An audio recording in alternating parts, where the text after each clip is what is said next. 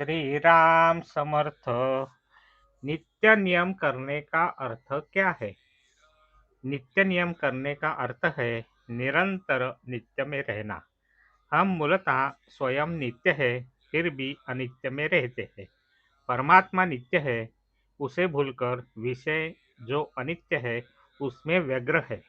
अतः हमें परमात्मा का विस्मरण होता है। जिसके कारण उसका स्मरण होगा, उसी को नित्य नियम कहते हैं। हमें हमेशा नित्य नियम में रहना चाहिए, किंतु वैसा आचरण नहीं होता। इसीलिए प्रतिदिन कुछ समय के लिए उसका स्मरण होने के लिए पठन करना चाहिए। जो पठन किया होगा उसका चिंतन करना चाहिए, जिससे हमें उसकी आदत होगी। जो अखंड नामस्मरण करता है वह नित्य नियम में ही रहता है। यदि सच्चे अर्थ से किसी ने नित्य नियम किया है तो ब्रह्मानंद महाराज ने ही। हमें सोचना चाहिए कि हम नित्य नियम में कैसे रह पाएंगे। इसके लिए गुरु आज्ञा ही प्रमाण है, वही सच्चा साधन है। गुरु आज्ञा ही नित्य नियम है। हमें उसकी शरण में जाना चाहिए। प्रतिदिन थोड़ा पठन, तदनंतर मनन, मनन के पश्चात आचरण और अंत में गुरु की शरण में जाना, यही साधक का साधन क्रम है और यही उसका नित्य नियम भी है। आयु जो बढ़ती है, त्यों साधक की परमात्मा से मिलने की उत्कंठा बढ़नी चाहिए। केवल नित्य नियम है, इसलिए विवश होकर नामस्मरण नहीं करना चाहिए। साधक को हर बात दिल से करनी चाहिए।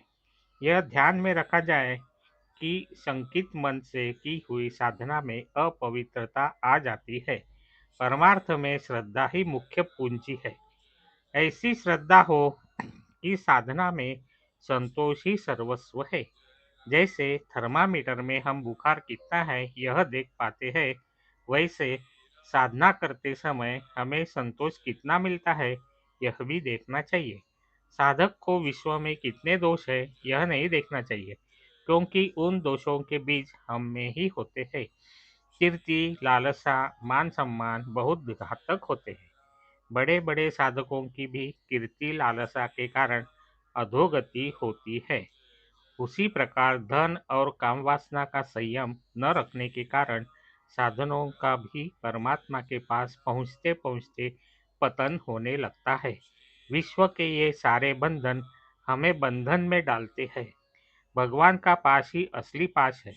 वही पास, वही बंधन हमें सभी बंधनों से मुक्त करता है, शाश्वत सुख का लाभ करा देता है।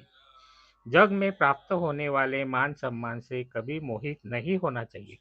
धन और काम वासना की अपेक्षा कीर्ति देह बुद्धि को अधिक मोहित करती है। वहाँ हमें बहुत सावधान रहना चाहिए। जहाँ मान सम्मान कीर्ति मिलना संभव है, वहाँ जाना टाल देना चाहिए। यदि उसे टालना संभव नहीं लगता हो तो भगवान का दान है यह मानकर उसको स्वीकार करना चाहिए। जो वास्तव में बड़ा होता है या श्रेष्ठ होता है, वह सम्मान की कभी अपेक्षा नहीं करता, और वह यदि सम्मानित किया गया तो उसकी उसे कभी महत्ता नहीं लगती। हमें स्वयं यह परख कर देखना चाहिए कि क्या हमें मान सम्मान प्रिय लगता है। उससे हमें ज्ञात होगा कि हम स्वयं कितने श्रेष्ठ हैं। आते जाते भगवान को प्रणाम करे, राम राम कहे। एक बार भगवान के प्रति रुचि निर्माण हो गई तो बस छूटेगी ही नहीं। आज का बोध वचन, भगवान का बंधन ही असली बंधन है। वह हमें सभी बंधनों से मुक्त कराता है। जय श्री राम। जानकी जीवन स्मरण। जय जय राम। श्री राम समर्थ।